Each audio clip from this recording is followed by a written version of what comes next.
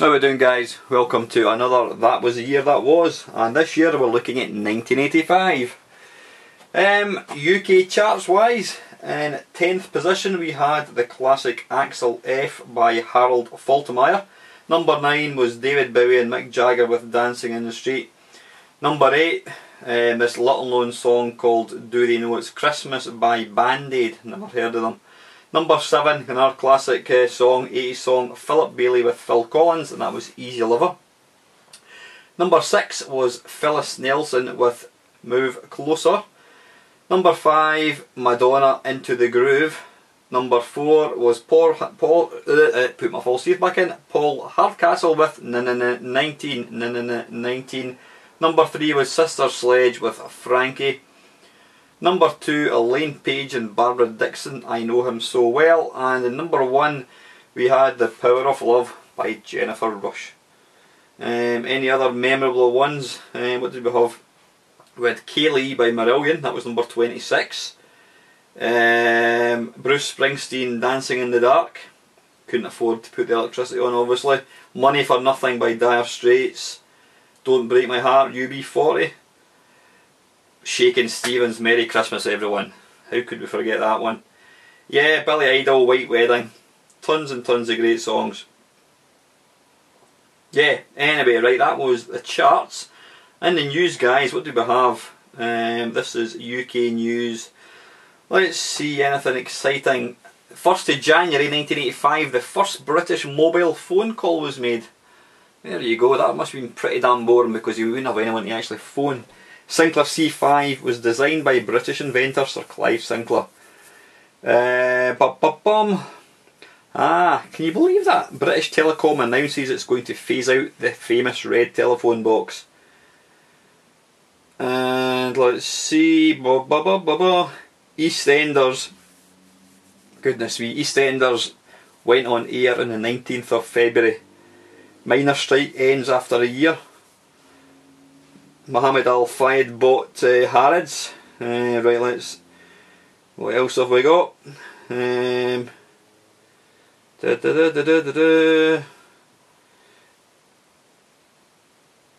who have already clinched their Football League title for 15 years, won the European Cup Winners' Cup. There you go, didn't know that. Man United won the FA Cup. Oh, here we go. Heysel Stadium disaster. Unfortunately, 39 football fans die and hundreds are injured. View to a Kill, James Bond film came out. Live Aid was on the 13th of July. It raised over £50 million, which wouldn't even cover Bono's expenses for taking part in one of these things. The C5 ceases production after just 7 months. Oh dear. Right, anyway, listen, anything else? Jock Stein, Scotland's national football team manager, collapses and dies from a heart attack. I can always remember that one. And England secured qualification for next year's World Cup in Mexico. Right, anyway, listen, that's it. We're here to talk about video games. Yeah. Okay. Right, that's that. Oh, the SACCCCCC opens in Glasgow. There we go. Right, guys, what is this game? I can hardly see it because I'm sitting here in the dark. This is 4D Warriors. Now, I've never actually played this game, but I always think it looks quite funky.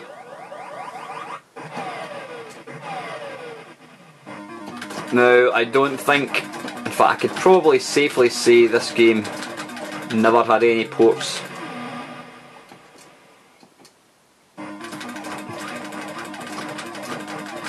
It's orange.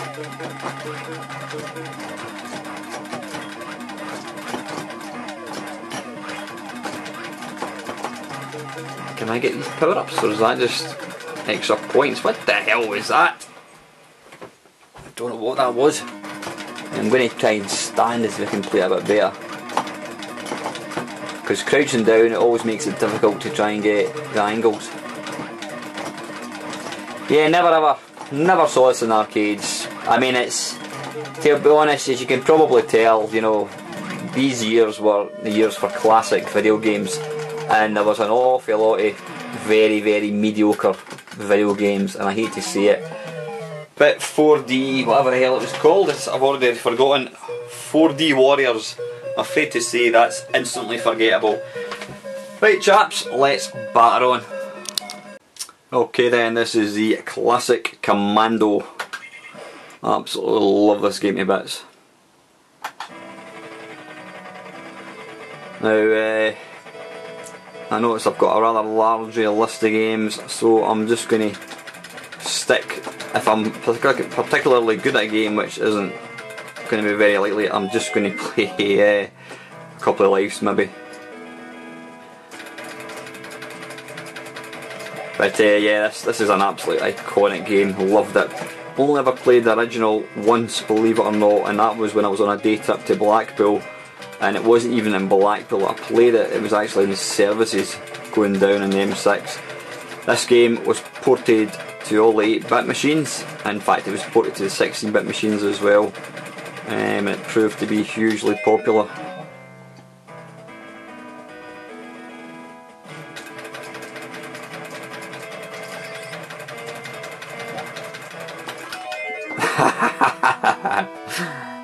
I can honestly say that's probably the worst I've ever done.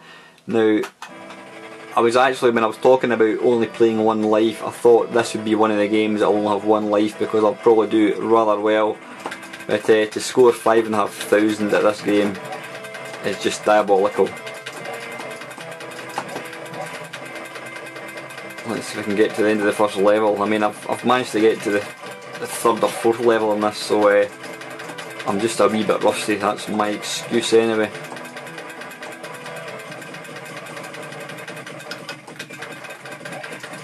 That's always a bit tricky, that wee bit, getting through that underpass thing without getting killed.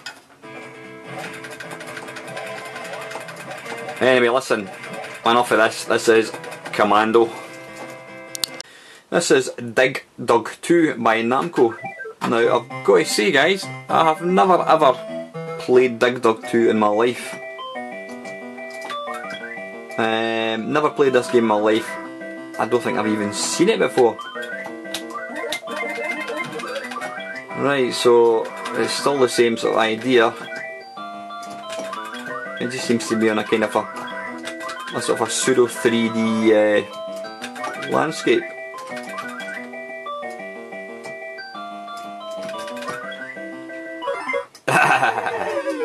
It seems to have the same baddies.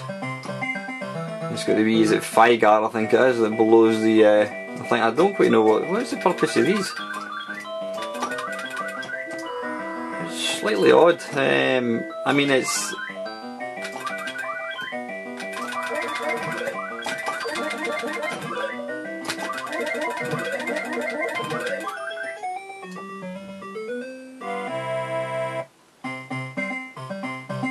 Yeah, I don't think this game has ever ported to other machines. Now, I've got to say, I'm not really quite sure what the difference, other than the slight change in sort of graphic perspective from the original. You can blow these guys up a wee bit quicker.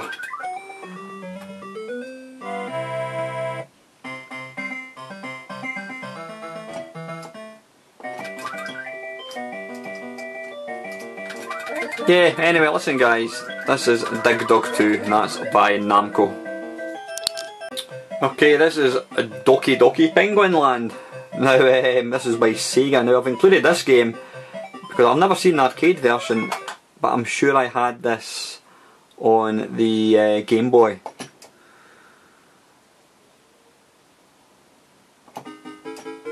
Yeah, I had this on the Game Boy, oddly enough. Oof, I'm not too keen on the, how do we, right, okay. Now I think the idea of this game is to safely navigate your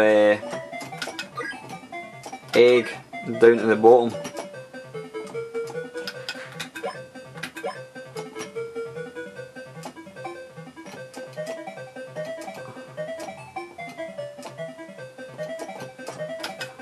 Now I've probably just made an arse of that. I think I have actually. Can you jump up and destroy the walls below you? I don't think. No. Oh, there we go. I've just been clobbered with a... Is that a polar bear, I think? Yeah, I don't, other than the Game Boy version that I saw. In fact, this may... Now, I'm just thinking this may have come out on Mega Drive as well. I'm really not too sure. Let's have one more go. I'm not overly impressed with the scrolling though for an arcade game.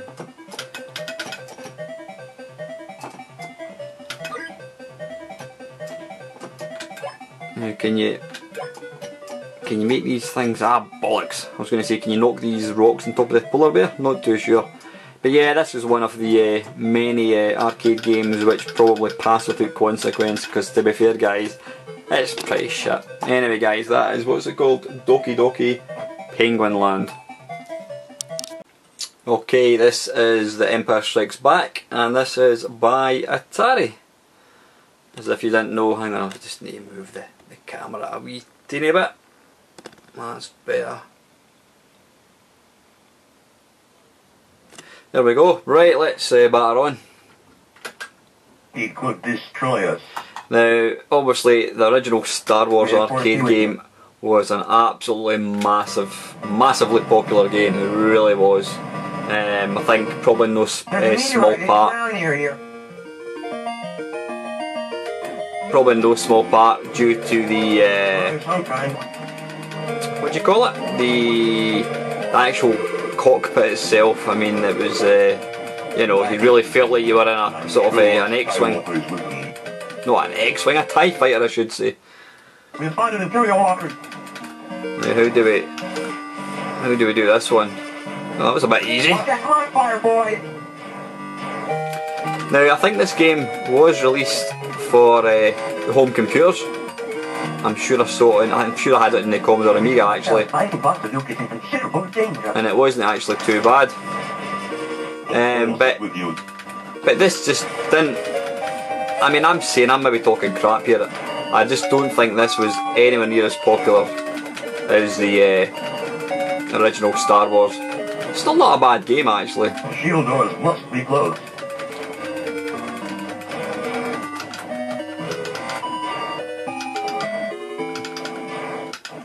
Right.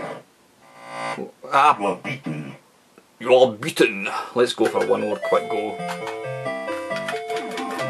May the force be with you. Let's go for mid-jump. And for some strange reason I notice I'm looking at the viewfinder. Vector graphic games seem to kind of be off you washed out looking on the camera, whereas it's actually looking not too bad on the actual cab itself.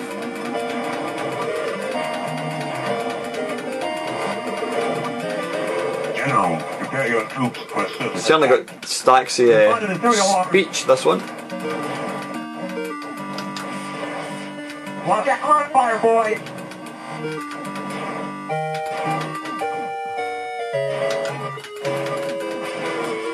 Between ourselves, I think Buster Duke is in considerable danger. Ah, right, okay, so you've only got so many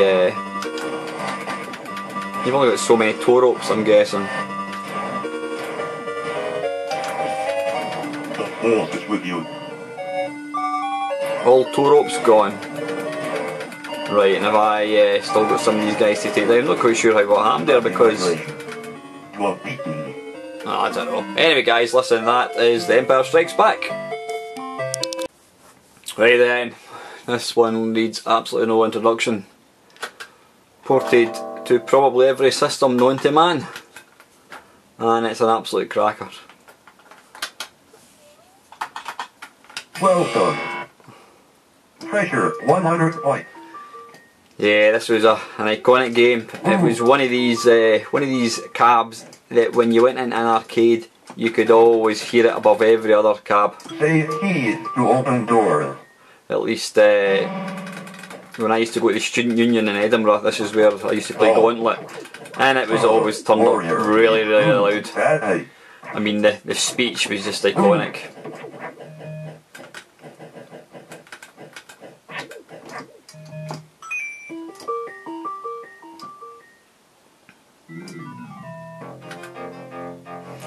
Yeah, most conversions of this weren't too bad. Options for later use. Even 8-bits, I think the Spectrum, Commodore and Amstrad weren't too bad. Atari ST had Gauntlet 1, but the Commodore Amiga, it only got Gauntlet 2. I'm not quite sure why. I think possibly at that point the Commodore Amiga was still £1,000 and it was certainly regarded as a business machine rather than a games machine, so that may have been the reason. Not too sure. Life force is running But out. yeah, I mean this game, a classic. You know, it opened up the whole multi-gamer aspect. It was one of these games you could either play co-op or else you could play as individual. Let's stick some more. Welcome. Yeah, you could play it co-op and help each other, or you could just be greedy and make it a free-for-all. If you saw food, even if your mate was about to die, you still stole the food.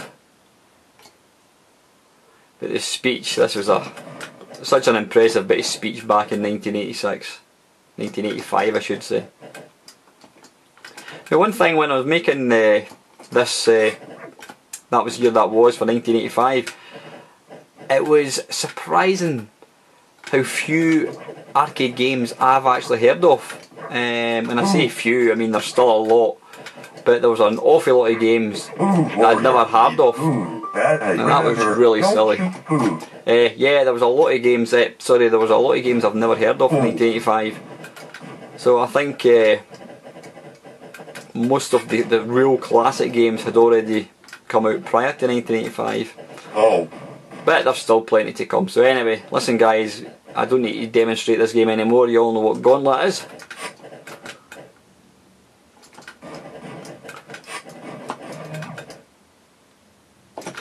I've always felt that playing Gauntlet on a home system or on MAME it just doesn't have the same impact as it did back in the day playing an arcade game. The whole point of Gauntlet is to survive, and when you can just constantly feed it with coins, then you definitely lose the impact of the game. When you're playing it in an arcade, it was all about trying to get food before you lost your energy.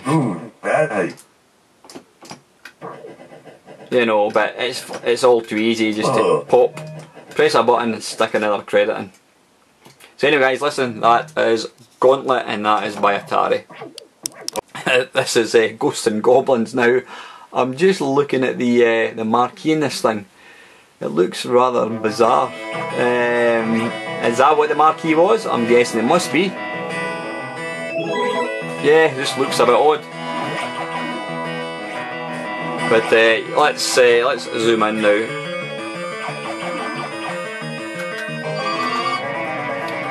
This is another absolutely epic Capcom game. It's one of my favourite arcade games, although I'm complete pants at it, because it is ridiculously hard. And I think Ghouls and Ghosts is probably even tougher.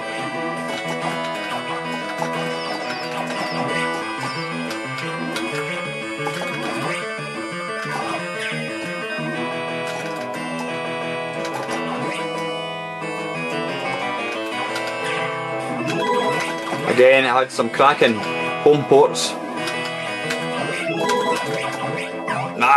Bollocks.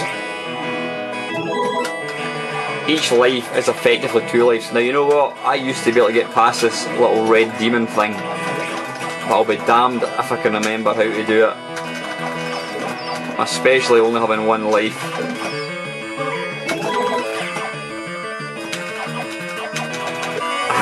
Bollocks, yeah, having 1 life like that. I knew there was no way I was going to do it. And it puts you right back at the start. I think if they'd made it easier and allowed you to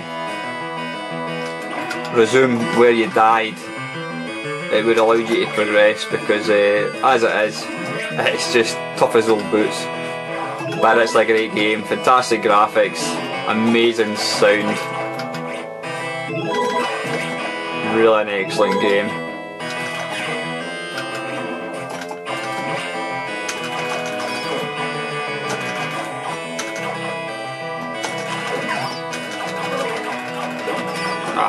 come on. Oh, I was very, very lucky.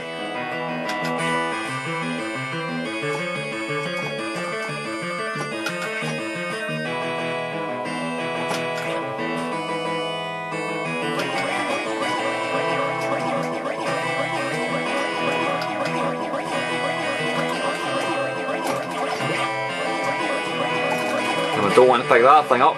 Oh wait.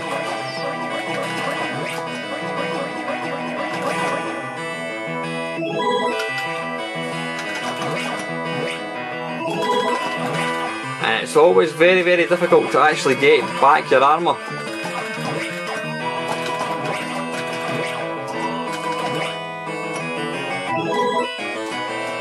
I don't actually know what you have to pick up to get it back. Oh, that was very, very close.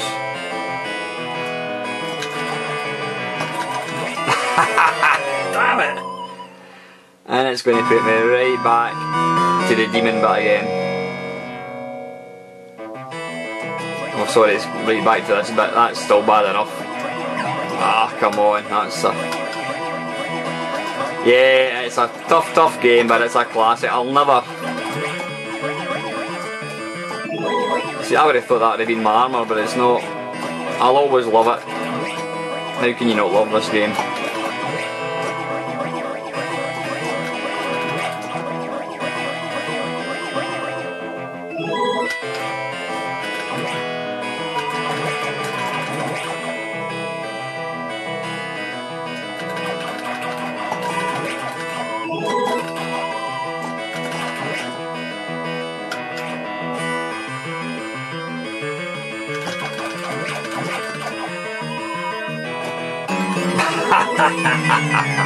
Anyway, listen, that's Ghosts and Goblins.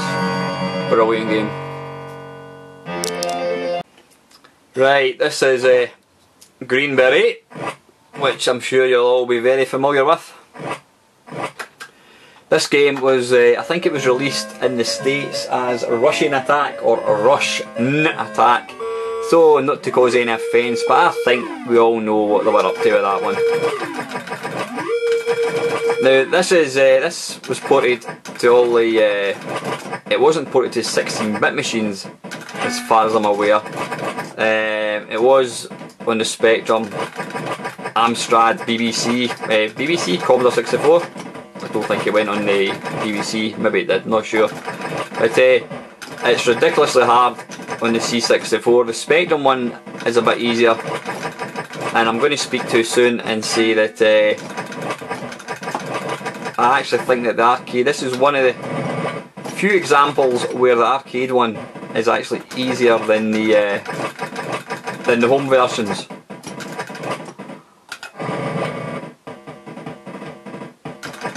It's a great game, really, really classic Konami.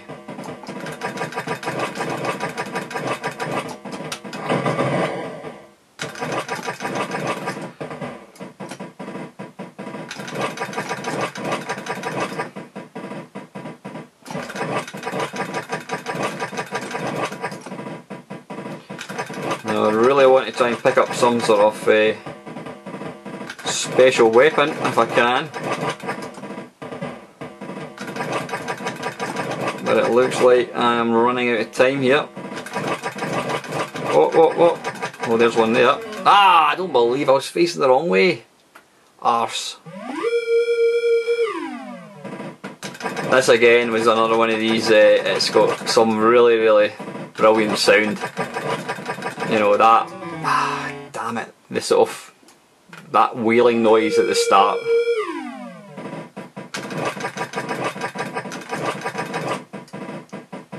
Now I don't know why I repeatedly hammer the button. I really need to be standing up to play these games. Right, I'm going to go for one more shot of this.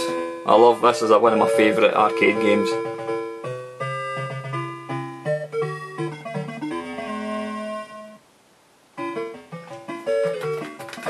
Right, okay. Even that wee bit at the start, it's great. It's Konami at their very best.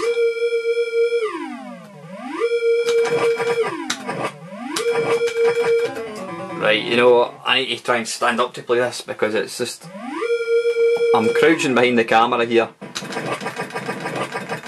at a funny angle and I'm just not getting the...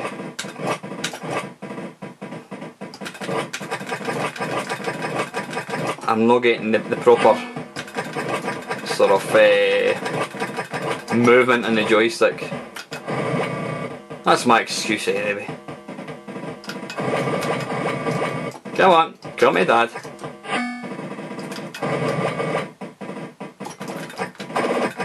You cheeky sod.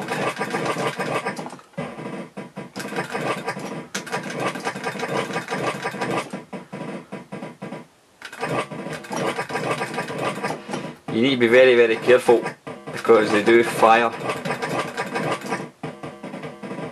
But yeah, most of the home versions of this were pretty good.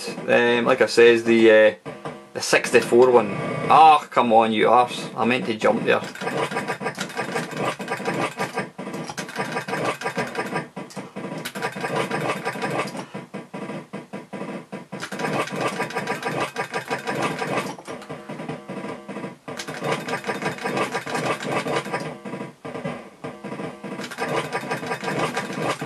Should be getting near to the end.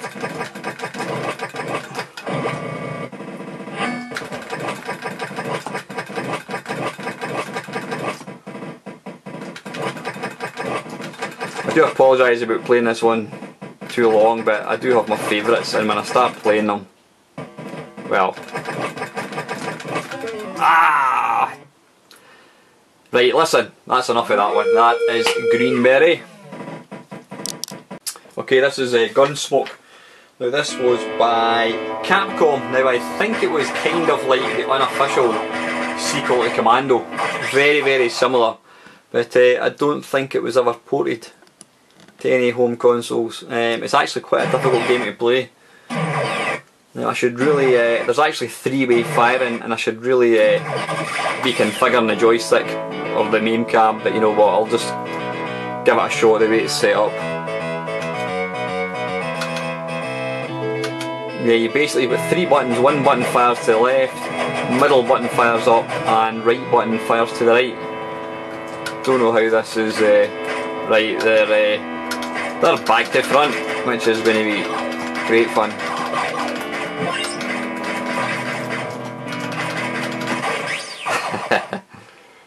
Some lovely sound effects in this game though.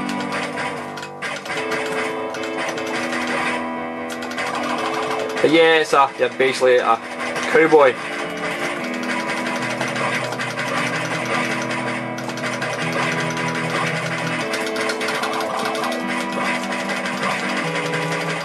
And I don't think this game was ported to anything. It may have got a release. It's bloody tough as well. It may have got a release on the NES and the MSX, I'm not too sure actually.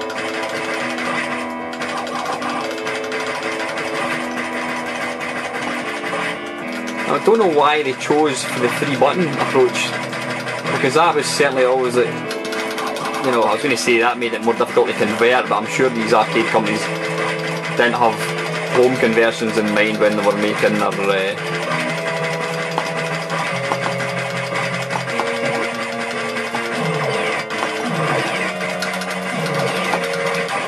yeah, it's savagely tough, it really is. Anyway guys, we've got tons of games to still show you, so that's enough of that one. That is Gunsmoke, and that's by Capcom. This is another stunning game. Just the actual title track to this game, it just, it's, I know I keep using this word over and over and over again, but it seriously was an iconic game. Now I've just noticed, oh I do, alright, okay, I was just going to say the mouse, the trackball wasn't working, but it appears it is working.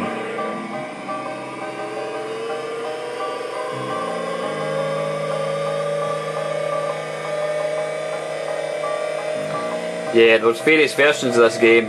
There was like full on bikes that you sat on, and if I'm right in thinking, you actually you get extra points for just leaning on the bike as you went into corners, rather than using the what do you call it? Rather than actually using the handlebars. This was converted. I don't think it was converted for any computers, home computers as such. It had quite a good version on the Master System, I think it was. I'm sure it was bundled with Hang On. And there was a sequel to this called Super Hang On.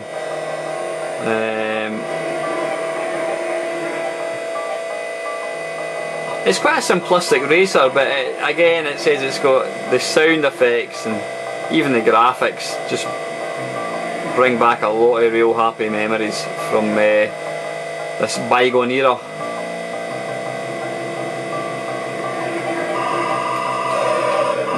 Poof! Kaboom!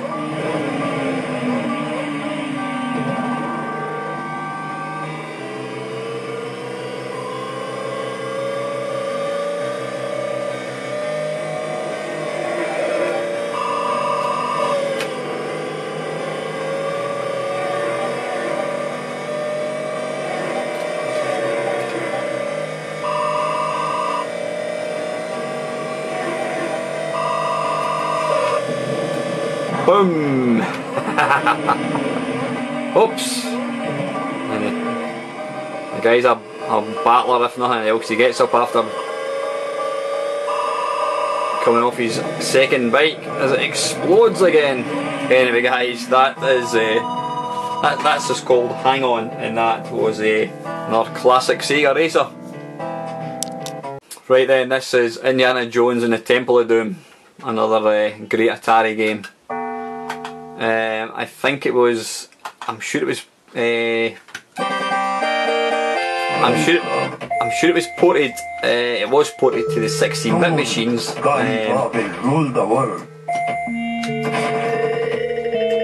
got some great sound effects.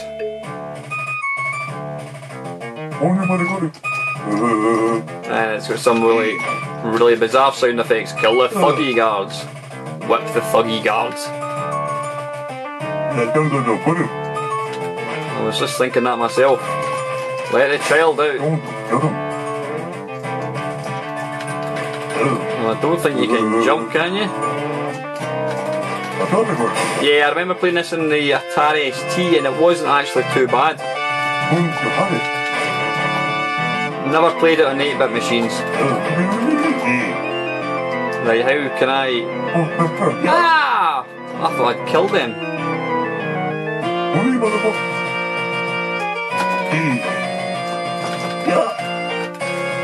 It's pretty good graphics as well, it really is.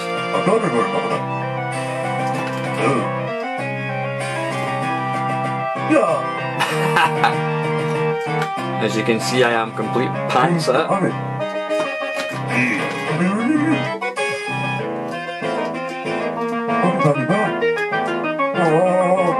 Wait a minute, okay, I need to go back up there then. Right, so these guys don't die, right, I've got you. Come on, child, get out. Escaping minecart, Indy.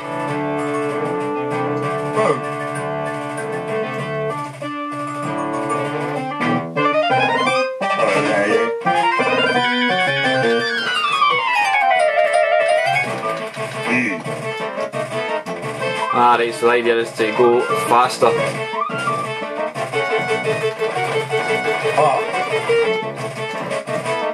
Now I'm guessing I'm going to come at dead end. Bollocks.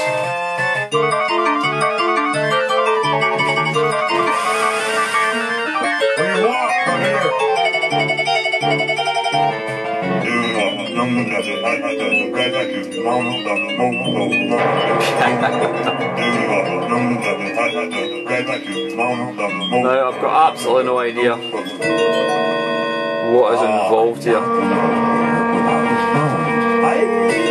Yep, stay away from instant death is generally the thing to do. I'm not leaving here without the stones. So what do I do here?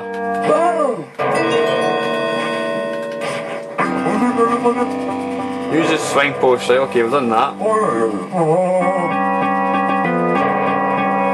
apologise about the volume of this particular game, guys. It's very, very loud. Aye.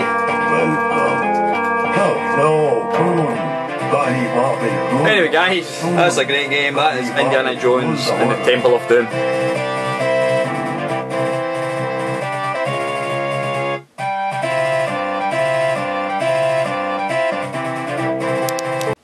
Okay, this is Konami GT by Konami, oddly enough.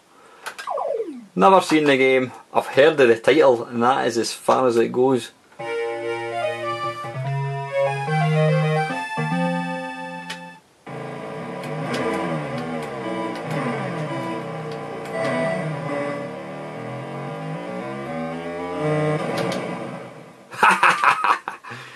Okay, right. Oops, I appear I've dropped into high gear there. Blimey. Right, yeah. It's an early driving game.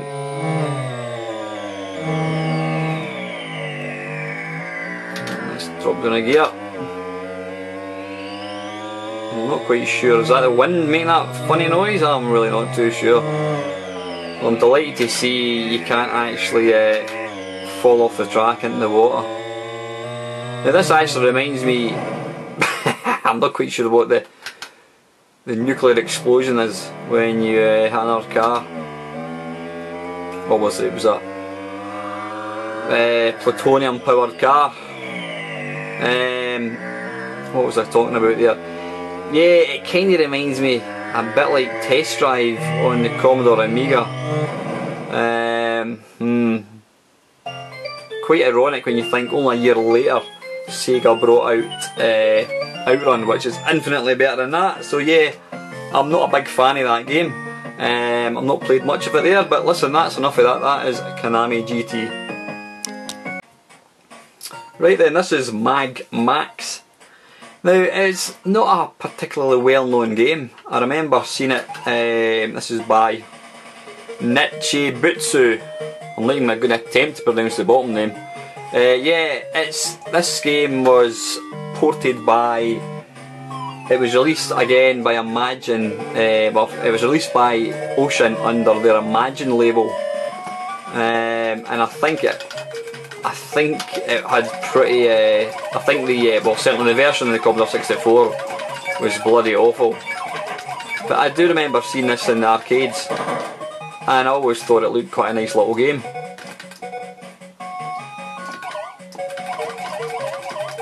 You know, back then, yeah, what was quite unusual about it was you actually got these little power-up things. You basically had to upgrade Hoover attachment, whatever that might be. You know, I think you end up turning into a fully fledged sort of walking robot.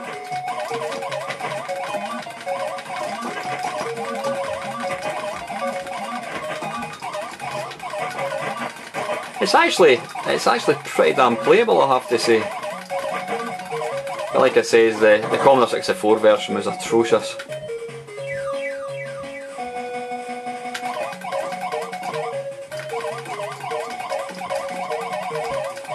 Oops, what's that? What's this? Oh, this is a warp, I'm guessing. Oh, there's its legs. Now, funnily enough, he's kind of flying, even though he's just inherited a set of legs, so yeah, it's a bit of a waste, is it not? Yeah, it's a bit of an oddball. It doesn't really know what it wants to be. Is it R-Type?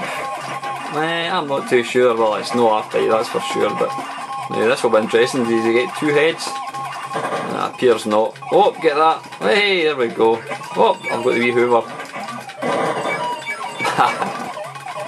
Now, one thing about that is getting upgrades, it does give you a sort of like a series of lives. Oh, dearie me. Yeah, anyway guys, listen, that is Mag Max. It's actually not bad, a little bad little game. So yeah, let's batter on. Okay, this is Metrocross. Now this, I I had this on the Atari ST, and it was actually an excellent little game. It's hard to describe. It's kind of like a race game. You've got to try and get to the end as quickly as possible. But you'll see there's a series of sort of tiles which slow you down. There's all manner of sort of like obstacles that will get in your way and flatten you, and you see there's like Coca-Cola cans, which was a very bizarre thing to appear in a video game, but it's not Coca-Cola, it's juice cans. Very look suspiciously like Coca-Cola. Now you can see there the green tiles slow you up. But this actually converted pretty damn well. I'm sure I played the C64 one. It's got quite annoying music, especially when you're trying to talk over it. Now I don't know quite what's going on there with his petted lip. Is it Bruce Forsyth's child or something? I'm not too sure now. You get on the... that was stupid. You get on the skateboard, like so, you can then drive straight over tiles.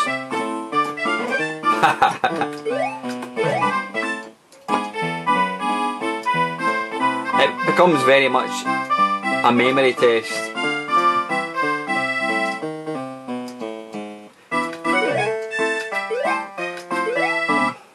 It's not a bad wee game, it's quite addictive actually.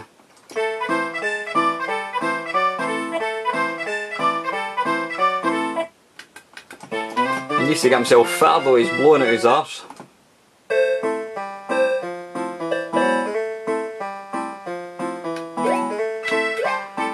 Now you can see there these little yellow platforms or springboards. You can bounce from one to the next, but you need to sort of try and figure out where it's going to be. So yeah, this is, again, it's one of these games. It's kind of a memory test. There's absolutely no way of knowing where it's going to be. And listen guys, that's enough of that. That is Metro Cross. Did I tell you who wrote that one? Metro Cross is by Namco. Okay guys, this is an absolute classic. This is Nemesis by Konami. Now I'm just going to turn the sound down a tad. Some of the games, the volume is very, very, very, very loud, so bear with me a second. That's a bit better. Yeah! This game spawned an absolute million games, it really did.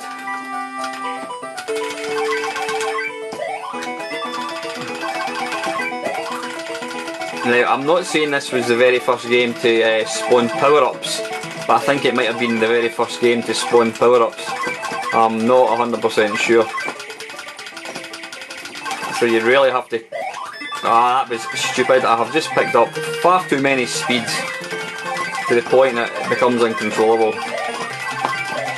What you really want to get here is your little options, which basically gives you a little assistance to kill things. Yeah, this is going way too quick for my liking.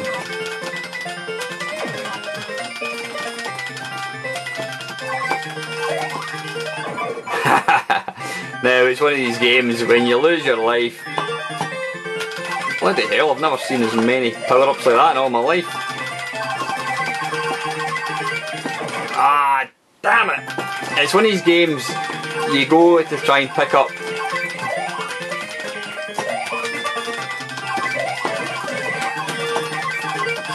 Now that is really what you want to get, is the...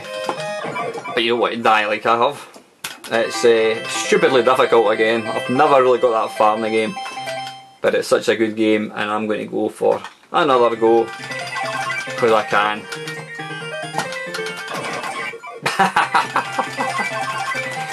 Now you can see there when you start off, you're just stupidly slow, and I've just made a complete arse of that. I'm moving far too slow. I think you really want...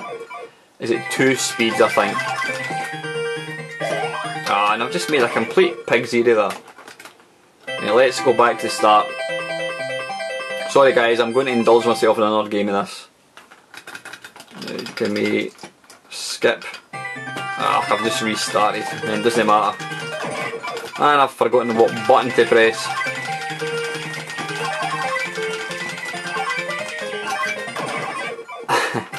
There's too many power-ups here, I'm picking up.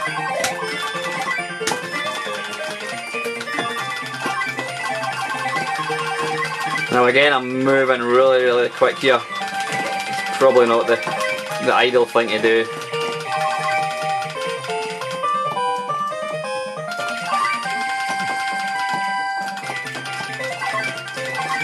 Yeah, there's been a lot of different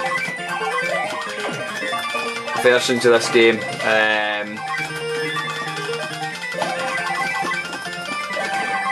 Sequels, and it's been released, damn it, on a lot of systems. But anyway, listen guys, that's an absolute Stonewall classic.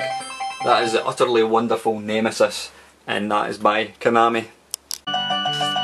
Okay guys, this is Roadrunner by Atari. Now I'm going to attempt to stop talking because it's turned up pretty loud, and it's got some... Now why did that not move? How did I move? Right, okay, I appear to be using the trackball, which is pretty difficult.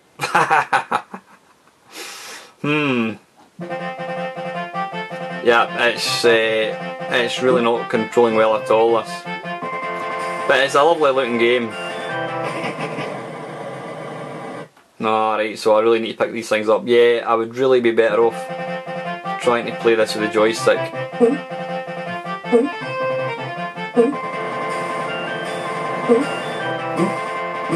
Obviously it's the Roadrunner versus Wile E. Coyote. Ah, bollocks. Nah, it's absolutely hopeless.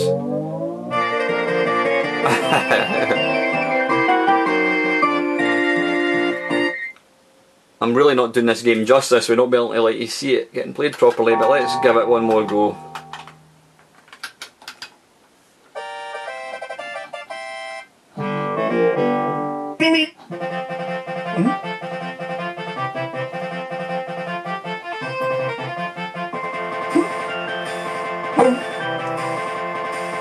It's got really good sound. I mean, Atari were really at the top of their game. It's absolutely hopeless trying to play it with this control system, unfortunately.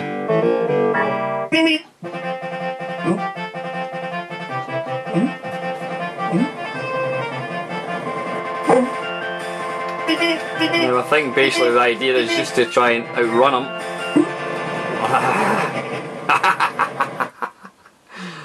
Ah dear. If I only had a few games to show you guys, I would make sure every game's working, but I hope you appreciate that to make these, that was here that was, I've got so many games to try and include that it's just impossible to sort of play test everyone, but this gives you an idea of the game anyway. It's a nice game. I don't know quite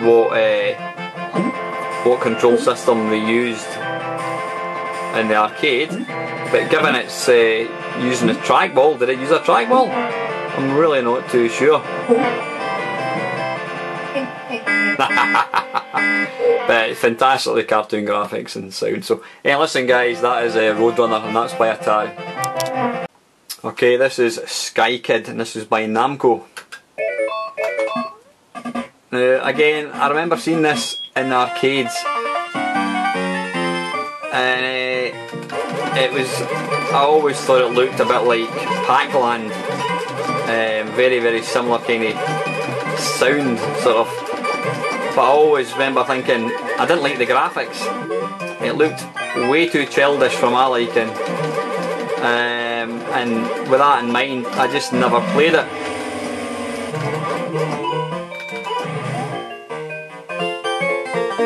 Ah, did I just die? I think I did. But the funny thing was, it was one of the games. Oh, I managed to get to the second level. It was one of these games where it was always getting played, and I could never quite understand why. So when it popped up in MAME, I thought I'm going to give it a shot, and it's actually a delightful little game. It really is. I'm just not very good at it, but it's a super fun game, and I suggest you go check it out.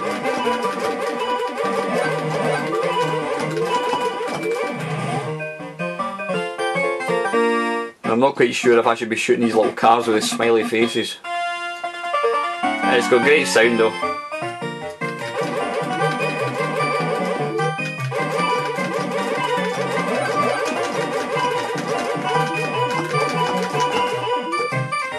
I'm guessing I shouldn't be shooting these. Hey,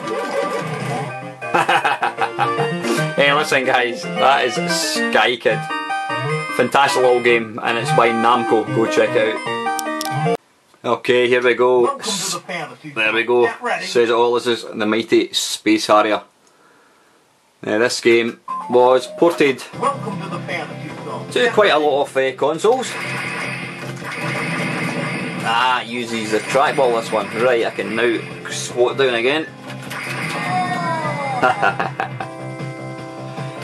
Yeah, very, very iconic game this.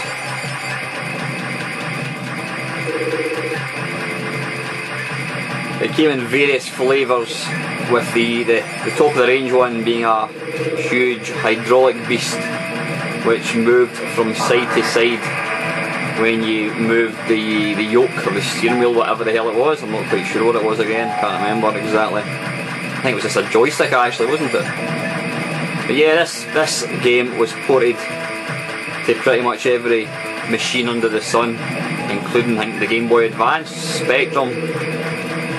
It was even had a release, albeit much later, on the I'd never heard that sound effect before, on the Atari 800. The Atari 800 had sadly died before this game came out, but yeah, somebody cleverly brought out an up-to-date version.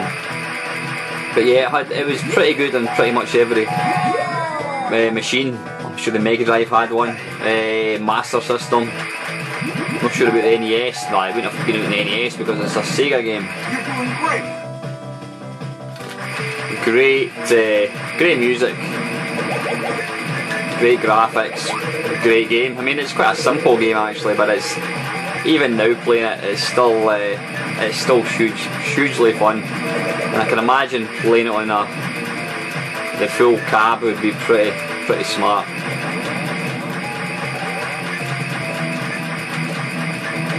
But I say it controls rather nicely using the using the thing, whatever it is, the trackball. I always wondered about that wee message that appears. Does that appear in the arcade? It seems a bit amateurish if it does actually. Are there many more battle scenes will be available? Does that appear in, well, this is arcade we're playing, so yeah. You don't expect to get a message like that appear when you're paying for a game.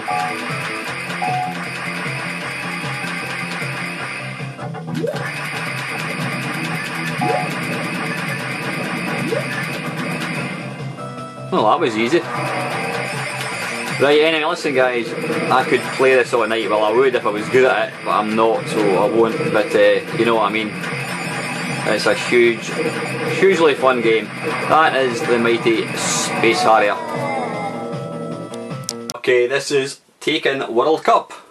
Now this game was it was iconic for its control system. It used a rather large trackball, and it made it, I don't even know, is this configured to play? Ah, right, I'm going to cheat using the joystick. But yeah, you used a trackball, which meant you had to hammer it to try and build up any speed. It was actually very, very difficult. Now, playing this with a joystick,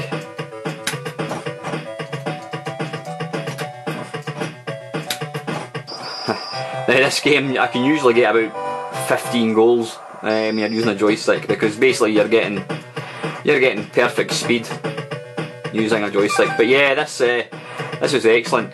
This game was never converted. I need to master the buttons. This game was never converted to anything. I don't think it came out in anything at all. The closest it actually came was an unofficial copy, which was Microprose Soccer by by Sensible Software, I should say. And of course we know what happened there. After that game, it came out in the C64. I think it also came out in Atari, and it certainly came out in Amiga. It went on to spawn Sensible Soccer. But this game, it's got great music, especially the wee kind of fast hand clap. I love that. Now, I'm doing it absolutely pants here.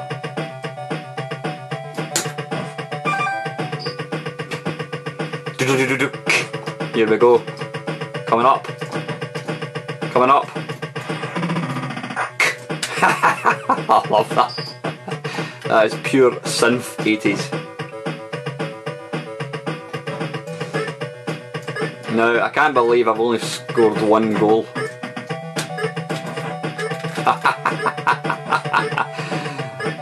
Yeah. Let's go for one. Let's get another couple of goals and we'll move on.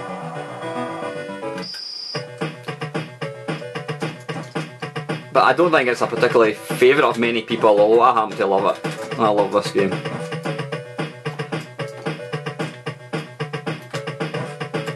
There we go. Once you get into the rhythm. It was one of these games though, you always got a massive blister playing it.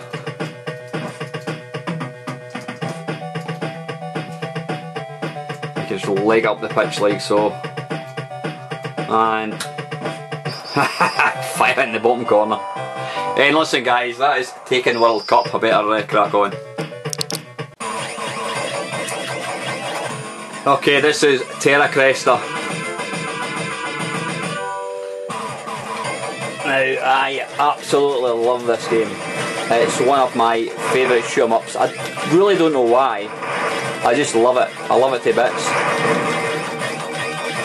It's not particularly fantastic graphics. I don't know.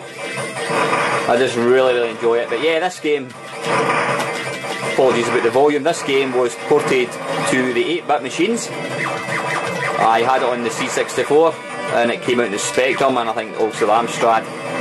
I don't think it came out on the 16-bit ones. It's also an incredibly loud game, as you can probably tell. Now what you can do with this game, if you get a power up, you can actually split the ship.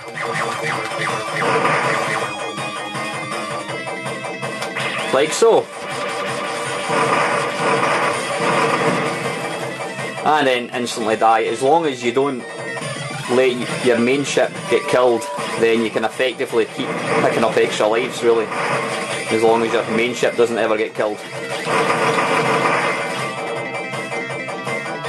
But yeah, it's a very loud game.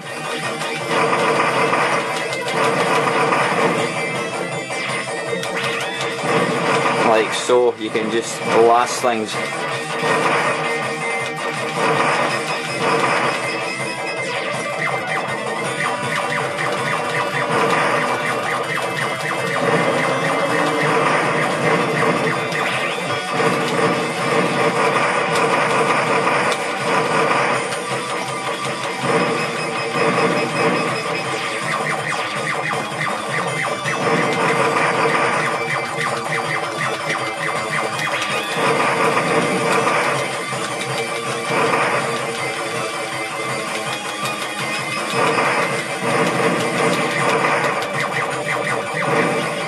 Oops, I'm down to one little bit. Anyway, listen guys, I could play this all night. It really is one of my favourite arcade shoot 'em ups. One of my favourite arcade games actually, so that is the mighty Terra Cresta.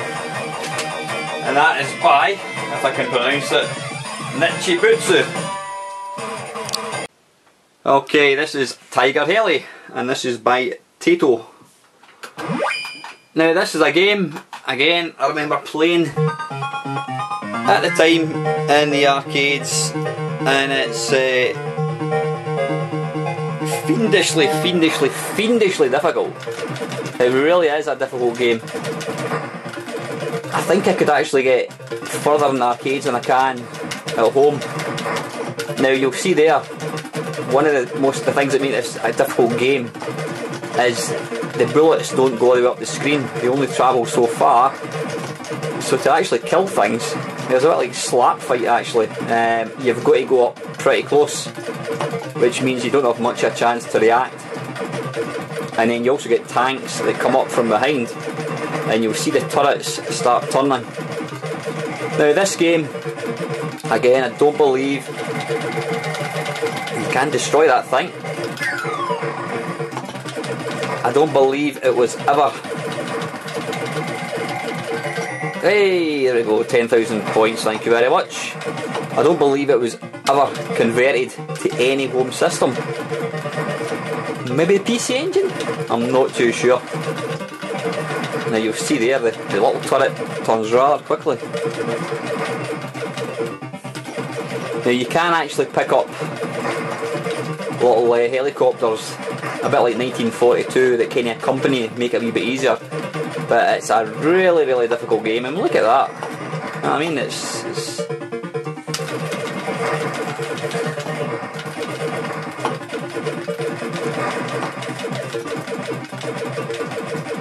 so yeah, you've really got to kind of move up to the front of the screen to stand any hope of actually taking out these guys.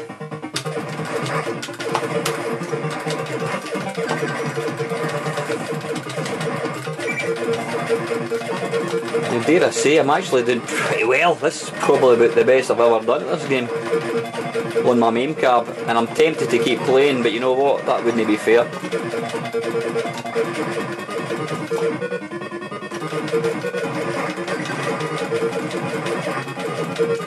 But it's quite a simple little shooter, but like I said, it is tough. It is very tough.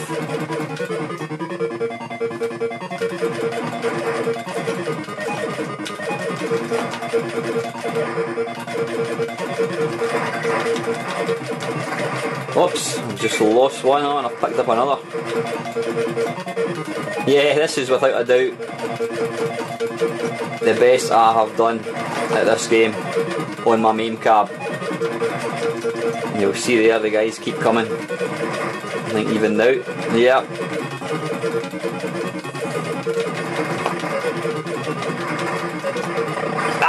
Right, anyway, listen, I really need to stop. That's 3 minutes. That is Tiger Heli, and that is by Tato. Okay guys, this is the very last game for 1985, and this is an absolute beauty.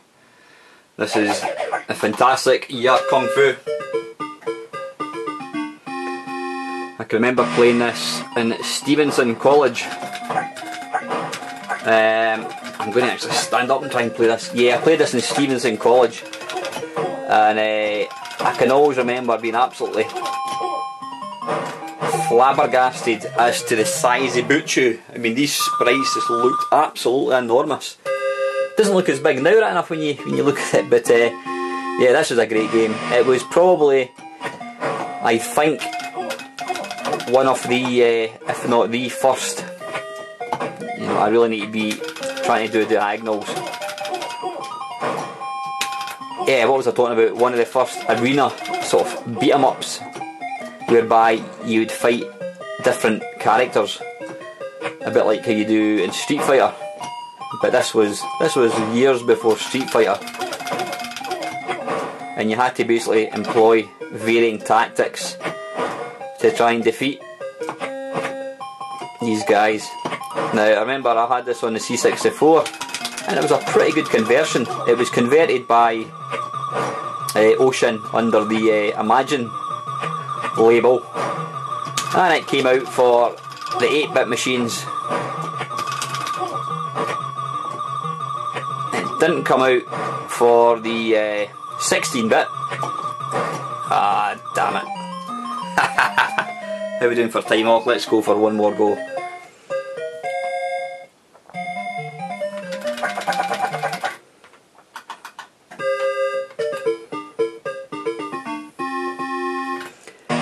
There's something about Konami games.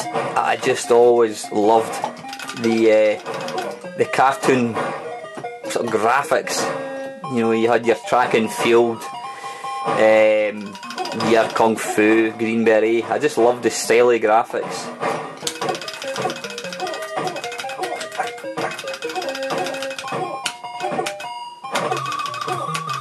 And I'm doing absolutely pants again.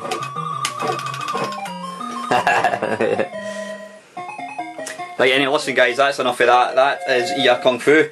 That is the very, very last game for 1985. It's taken me about 3 days to record this video, but I trust you'll enjoy it anyway. So anyway guys, please feel free to leave any comments. Please subscribe if you want to watch more videos. And to finish off guys, thank you very, very much for watching.